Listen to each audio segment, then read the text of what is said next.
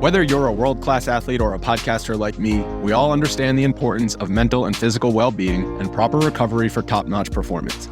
That's why I'm excited that Unified Healing is sponsoring podcasts on the Blue Wire Network. Unified Healing is a new and super innovative global network of wellness centers powered by Energy Enhancement System, or EE System. If you haven't heard of the EE System yet, then you'll want to listen up.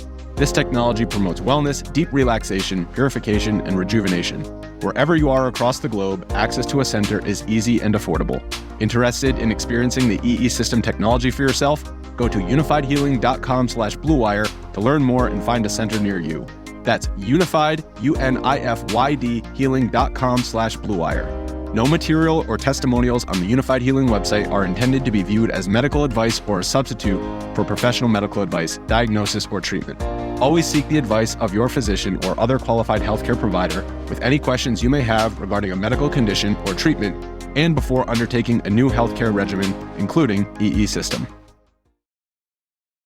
It's melodic, it's fun, and it's exactly that tradition of good guitar pop that they know how to make, how to put together. No, I think it was earnest, like people like that song. And obviously if you then beat the team on home turf and at their own tournament, if you will, then it is even sweeter to sing in and join in.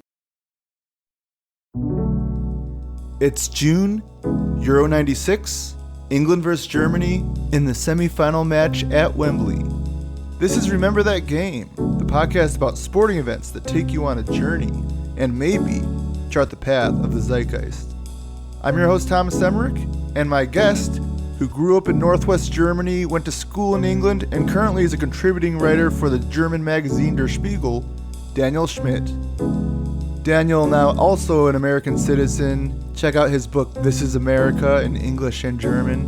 England hosted Euro 96. Germany was the betting favorite going in. Reversal of roles here in 2024. Germany is the host, England as the betting favorite. But as we go back to 96, is it coming home and to whom? The questions of questions. Yeah, 1996. What a year for soccer, for football, for the UK, especially for England, and for this brief moment in the summer, also for Germany. So England dominated Germany in soccer from the 30s up to winning the World Cup at home in 1966 against, by then, West Germany in the finals. But from then on, Germany beats England in every single competitive matchup, including in the 1990 semis in penalty kicks, heartbreaking fashion at the World Cup in Italy. Growing up in Northwest Germany, was the rivalry as heated on your side of the North Sea as it was, or it seemed to be on the English side?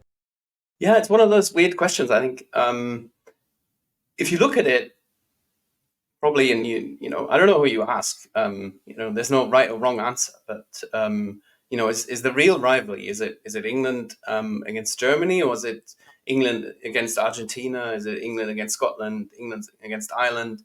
Is it Germany against Netherlands or Italy, France? In the end, yeah, but what is the real big rivalry? I don't know, but I think playing England is always a big deal. And let me see, from 1930 to 2022, they had played a number of games, and the record is pretty even. England won 14 games, Germany won 15 games, and they drew 6 games. So they're going toe to toe. It's pretty close. But then since 1930, when they played each other for the first time, it takes until 1968 that Germany beats England for the first time. So it's very one-sided for decades, basically. And obviously the most famous defeat is in 1966 when England wins the World Cup at home with a 4-2 in overtime against Germany in the final, with that famous Wembley goal that I think with today's technology, the ball that hit the crossbar and bounced back was not behind the line. So it shouldn't have been a goal, shouldn't have counted, but in the end they won 4-2. So, it's hard to argue, but that is probably the most famous defeat. And it is so far the only international tournament that England has won. So they hold it in high regard. In Germany, it is a defeat that they don't like to look back at. But I guess this and coming out of the World War in the 40s has definitely spurred this rivalry and made it probably bigger than it is, because ultimately, in the end, it is a weird thing to have countries compete against each other. And what is the real trophy here? It is a made up tournament where countries flex their muscles and pretend to be better than the other in a sport. Same with the Olympics, but it's taken very seriously. But it's kind of a fun thing to, when you go on holiday, to nag your fellow, I don't know, Englishmen at the beach and make fun of them for having lost against you several times. But no, it's definitely a big rivalry. But in the end, it does come down to what moment in time are we, and what is happening is, after the war, obviously Germany had a weird stance in Europe as a nation. Who are you?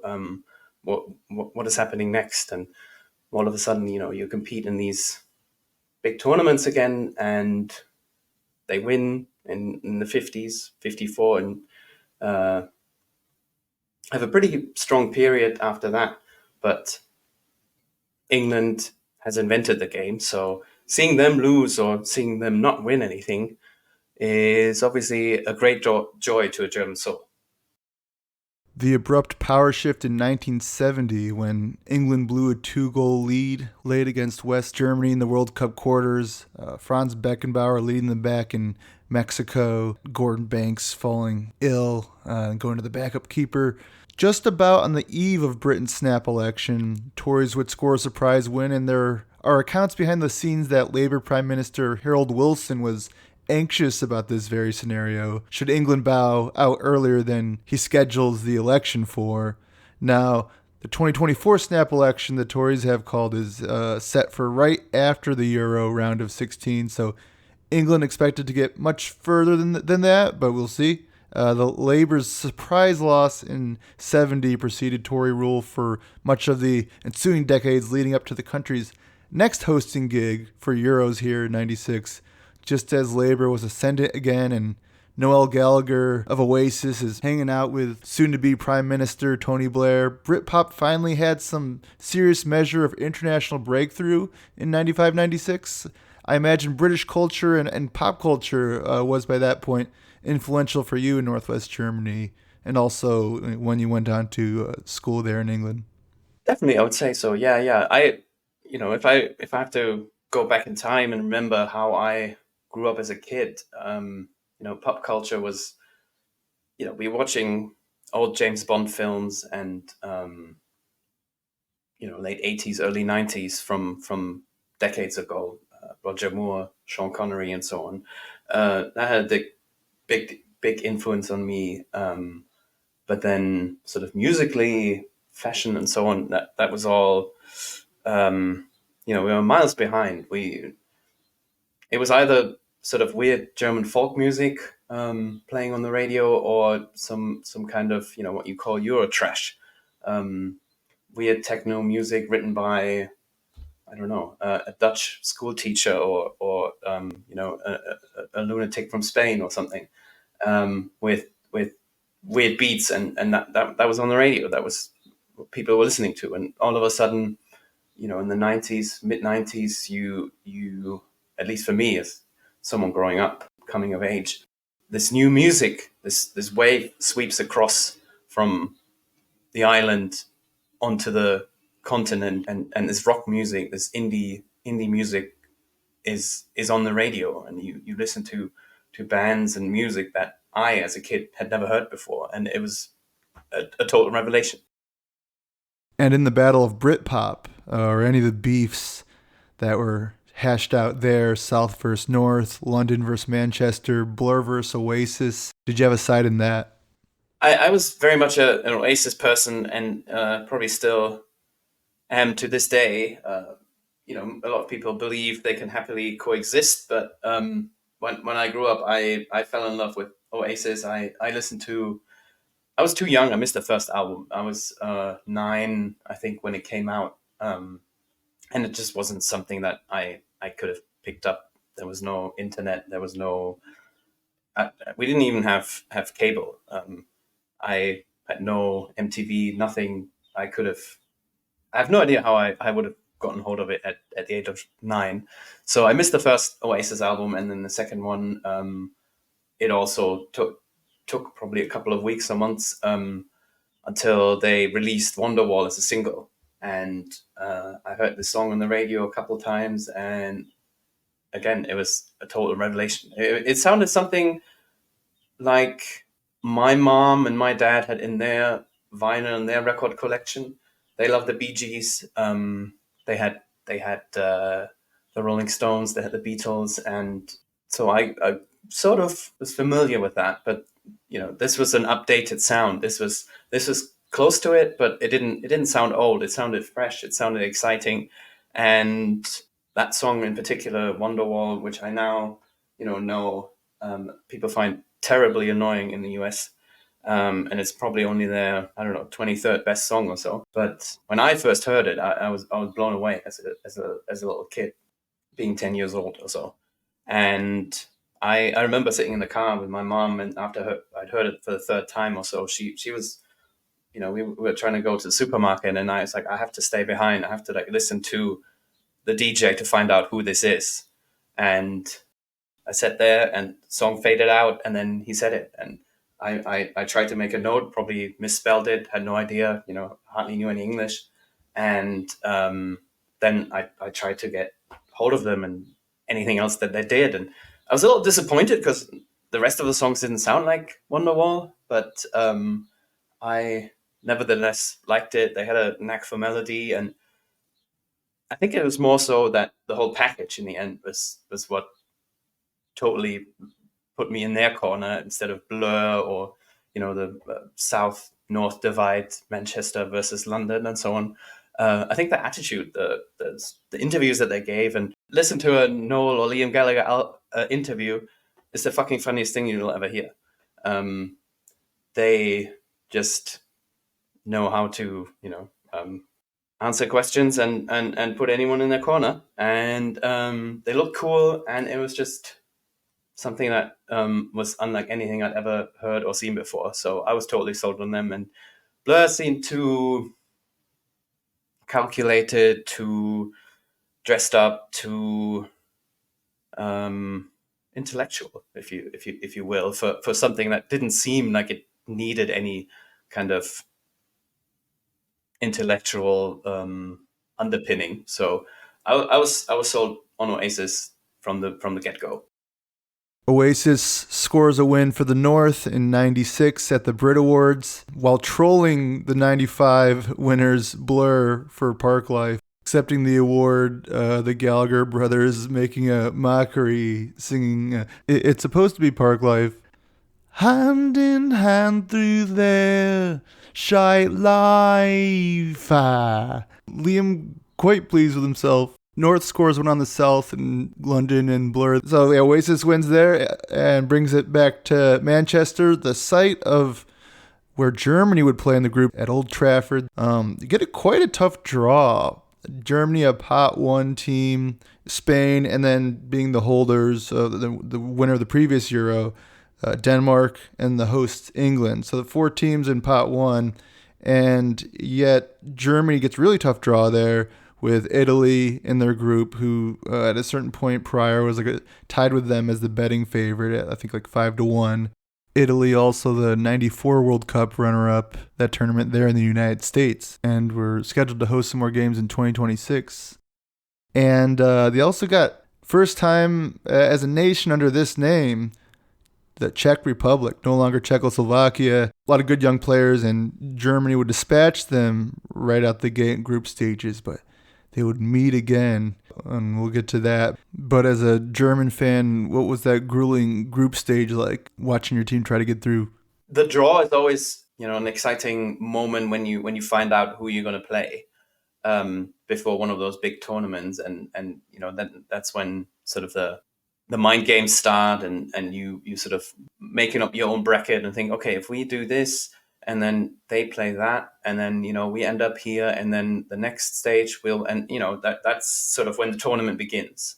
But then you get this draw and you think, I don't know, Czech Republic, emerging team. They had some good players, a few of them playing in the Bundesliga. So, you knew the names, you knew the players. They had some stars that played in Italy. People were well aware of this is a good side. So not great. Russia, bit of a mixed bag. I think at the time, if I remember correctly, not great to play. The big one, obviously, Italy. As you said, 94 narrowly lost against Brazil in the final, if I remember correctly, in the US. Always a strong side, always nasty to play. Italy. When we talk about football dominance, it was the Italian league in the 90s that sort of people looked towards, and this is where you earned the big bucks. This is where you got famous. This is where you won the big titles. If you played in Milan or in Rome or Turin, from the get-go, it was, this might be pretty tough. And I think the relief of a 2-0 against Czech Republic in the first game, this is a good start. And the dynamic between, I think, club football and countries playing each other is that they obviously come together 5-6 times a year at best. And then even if you get the best players of your country to play that tournament, they don't play with each other necessarily a whole bunch. They're not as tactically astute. So to win one of these big tournaments, you don't necessarily have the best team. You just need a group that has sort of the mental capacity to form a great unit and just perform well for those 3 or 4 weeks during the summer.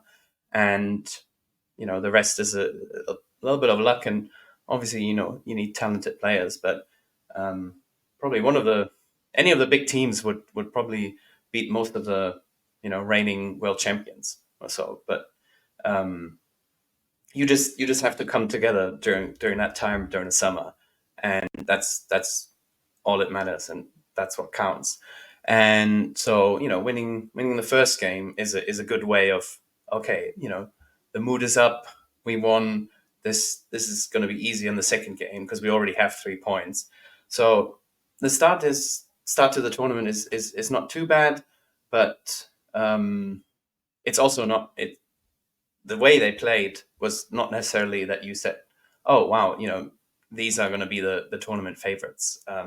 Germany, now that they won 2-0. So it's always a mixed bag, and it takes a couple of games to see who's actually good and who can, go on and win this thing. And how much of an eye did you have over to what was happening with the hosts England and their Group A play at Wembley in London?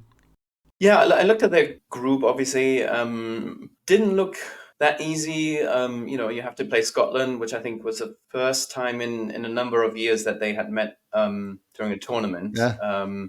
And then the first game against Switzerland.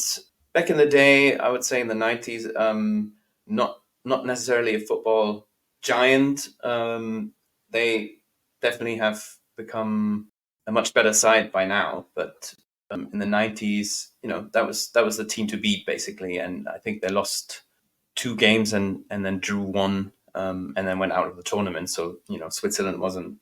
You had to basically beat them, and they started off with 1-1 against England. So not a great start for England. But at the same time, Netherlands and Scotland played 0-0. So, that everything was up for grabs on that end. And then when it came down to it, at the end of the day, the last game of the group stages, England comfortably beat the Netherlands 4-1. So I think that was the first sort of signal, that they are in good spirits. They can definitely go far. If you beat the Netherlands handily 4-1, then this is a first signifier and sort of a warning signal to the rest.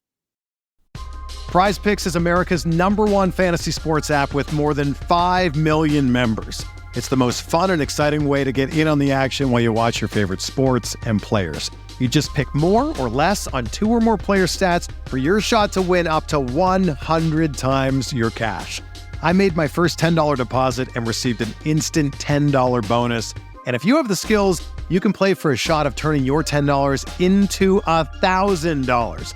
And playoff time is the best time to join the PrizePicks community of over 5 million members who have already downloaded the app.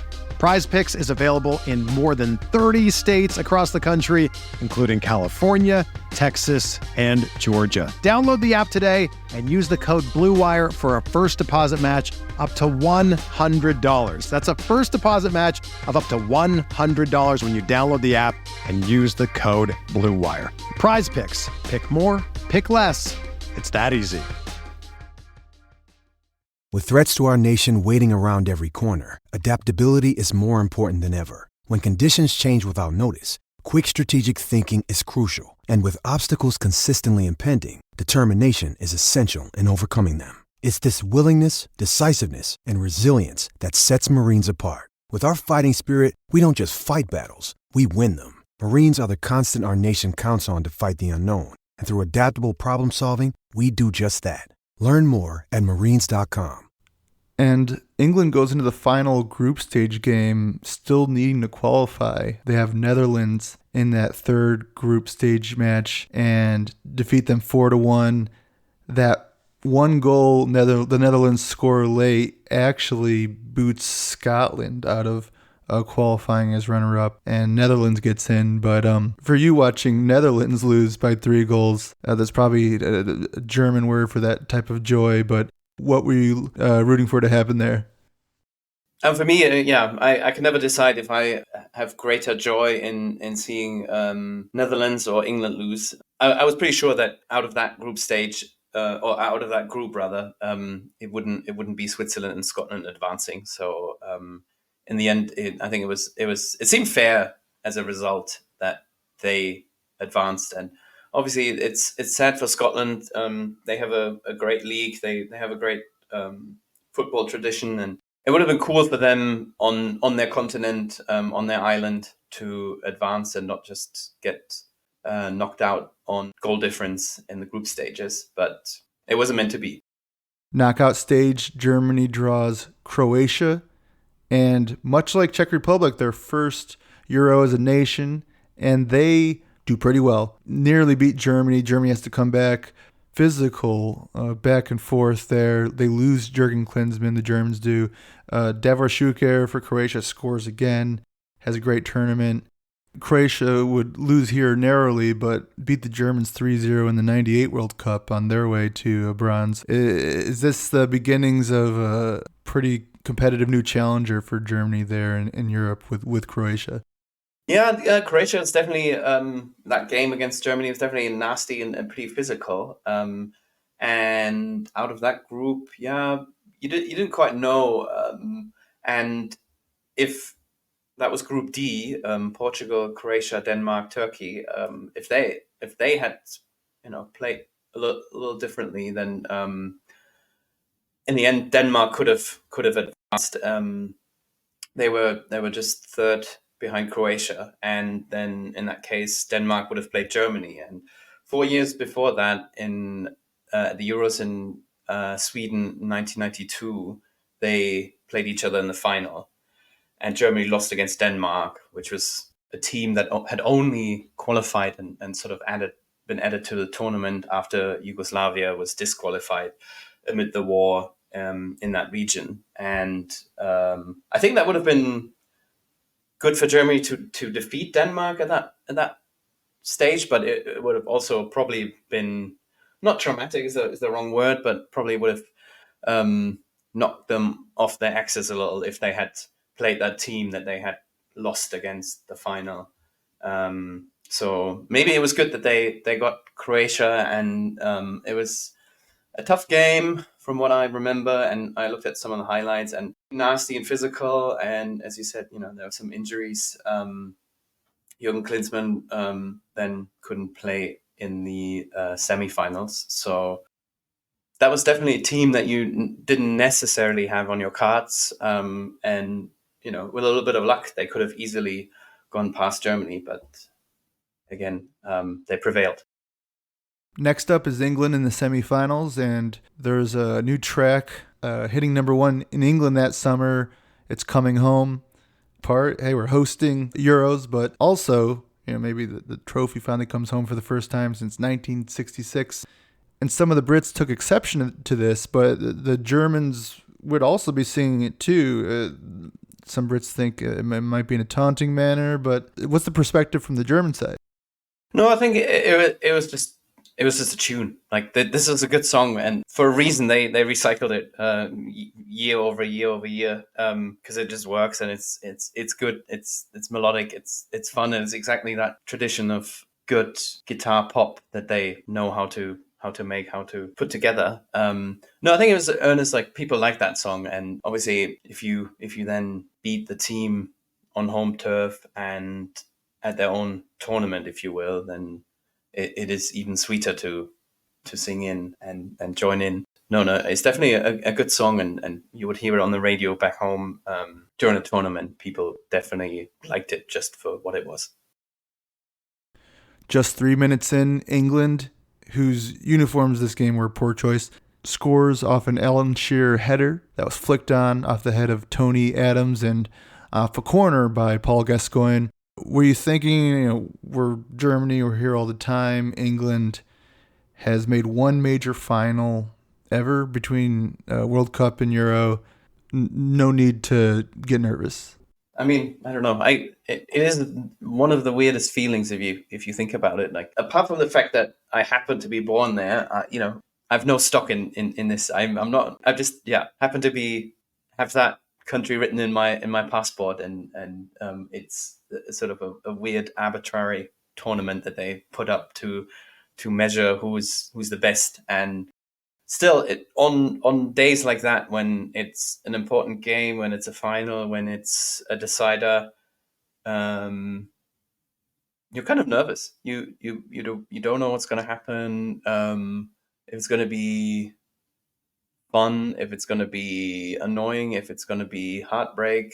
And after 3 minutes, to sit there and then see how after that corner kick and then the flick on, and then Shearer sort of comes running in and heads it in, and boom, 1-0, total shock, 3 minutes, and you think, God, here we go. This is it. They're gonna go on and win this thing. They're gonna go on to the final to recover from this, because it's just not a great moment in time just after 3 minutes to concede a goal like that. And luckily, it only took 10, 12 more minutes, and then they equalized. And then you sort of know, football, one moment can just flip this whole game upside down, and it can go anywhere and anything can happen, basically.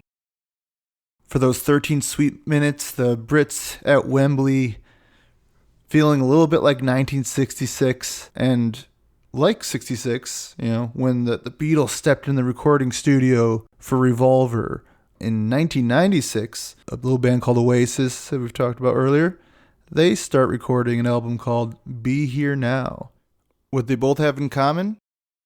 They're both albums. Maybe Britpop to excess at that point. What was your experience with the tail end of Britpop here into the latter 90s? For the heyday, I was probably a little bit too young, and it lasted for not much long afterwards. 1997, it was practically almost all over. But it was still, you could still feel it from back home in front of the TV when they were reporting about the tournament and what was happening in Britain. And I didn't quite fully take in what was happening and what the meaning of it was, and the way it all culminated in a lot of things, that culture. And Damien Hirst had just won the Turner Prize, and Trainspotting came out, and Kate Moss was the supermodel of the time, and Pulp was making fun of Michael Jackson, and everything was a little smarter and a little more layered, and had this sense of self-irony and a knowingness, but was clever and referential. And that was not something that you'd find in German culture, let alone pop culture, and it didn't strike me as something that I came across in the US as such. And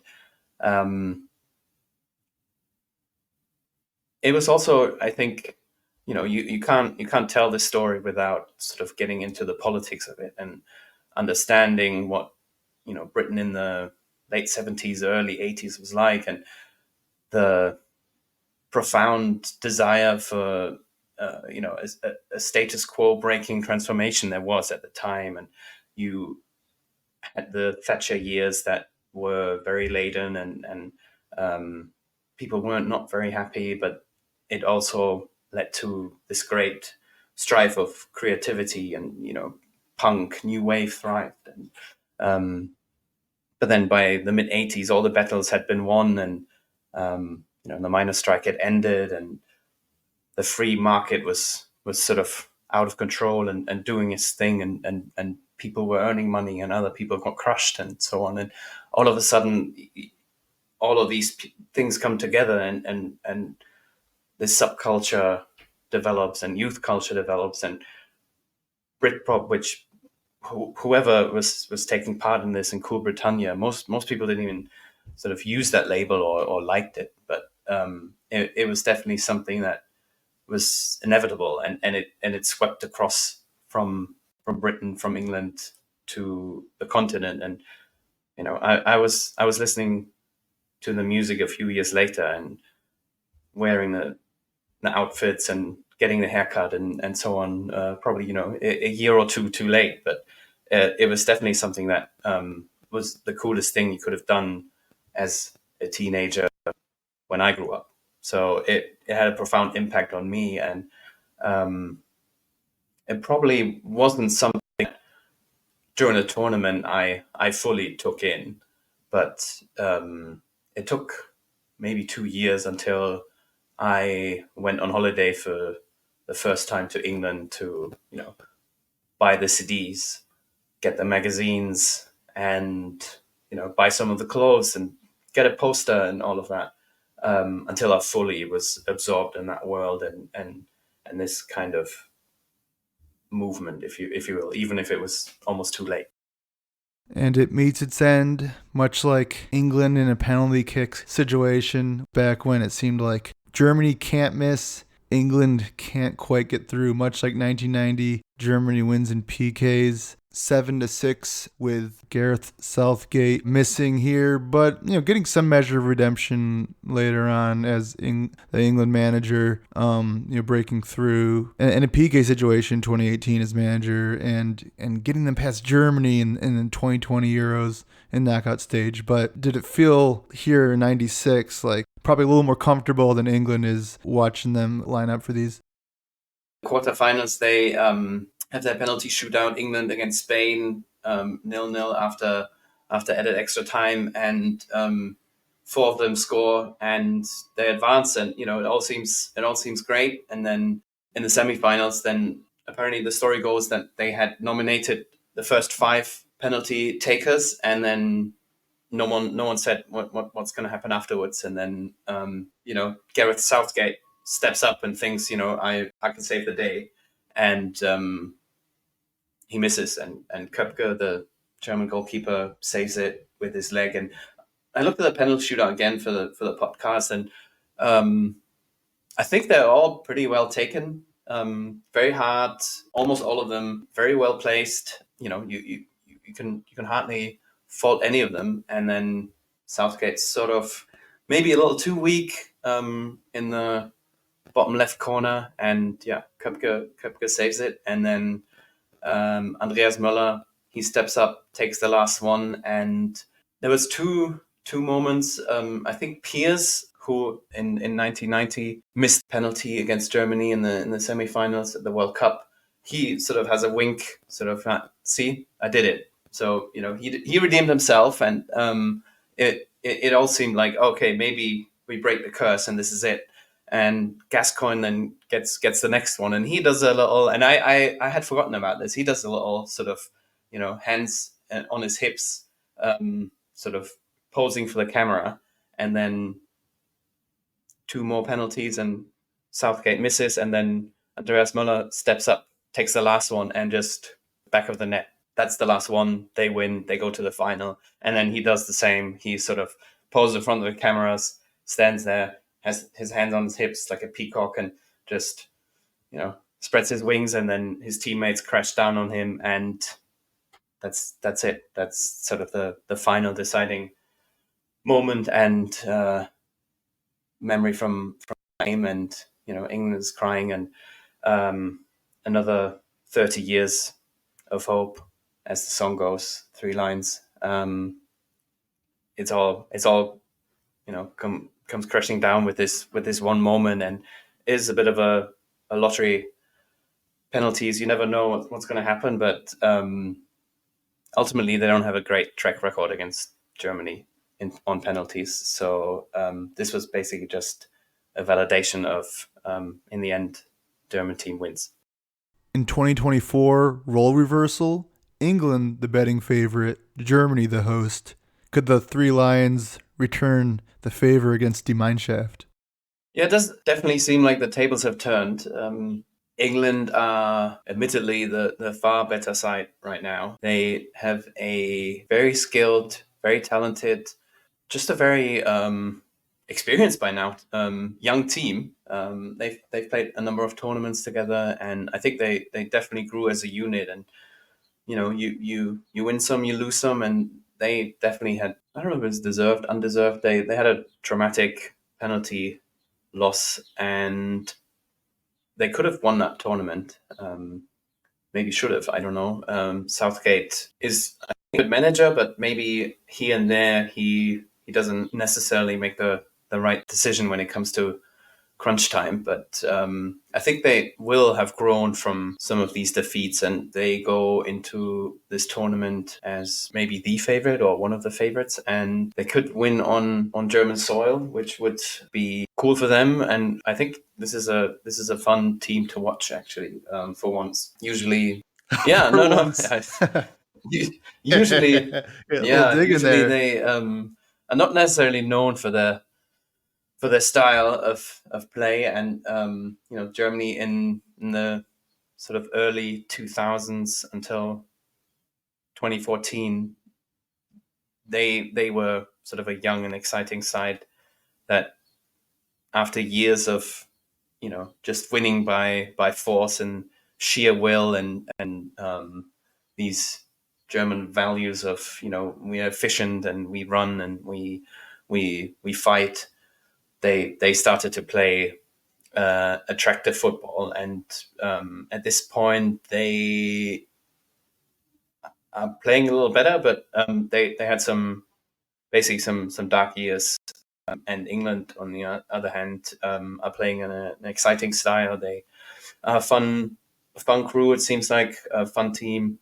And I don't necessarily want them to win, but if they do, that's okay. I think it would. I have no idea what how they're going to do. If it's deserved, that's probably not the right word, but it would be cool for them. But it would also be cool for the history books if they would never win a tournament again. but of course, yet how did revisiting this 30 years later shape the way you view the England-Germany soccer balance? I was quite surprised when I rewatched the highlights of this game how much of a back and forth it was. There was chances on both sides, and a lot of near misses, and it was just a good hard fought game. And in the end, it was always a bit of a gamble, a bit of a roll of the dice if it comes to penalties. And you can say you can practice that, but in the end, if you are under pressure, if it's the moment and it all counts, then it's easy to give away. But it was really a good game. And I was also surprised how usually when you watch games from the past, then you think, oh god, this is so slow and this is so not exciting to watch. But this is a good game. And if you take away all this weird, which country is the best and who has more titles, and it's all very meaningless if we're honest and if we think about it. But I think without these weird rivalries between the countries, you wouldn't have them stepping up and delivering and playing those 5 extra percent, those 10 extra percent. And that's just great to watch, because it makes for a better game. It makes for better football to watch.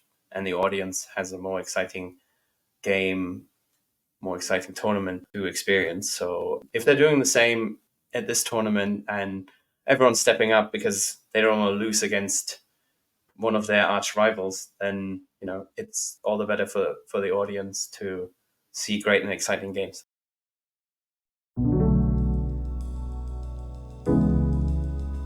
This has been another episode of Remember That Game. Please rate, review, subscribe, and check out more episodes. Do you demand action on the US Open this week? If you do, forget those surface level shows and check out the Pat Mayo Experience right now. You need the picks? I got them. Want to hear about Pinehurst from people on location? I got that too. Need some data and trends to impress your friends about golfers they've never heard of? I got plenty of that. Take golf seriously, but have a few laughs at the same time. Sub to the Pat Mayo Experience now, available on YouTube and wherever you get your podcasts.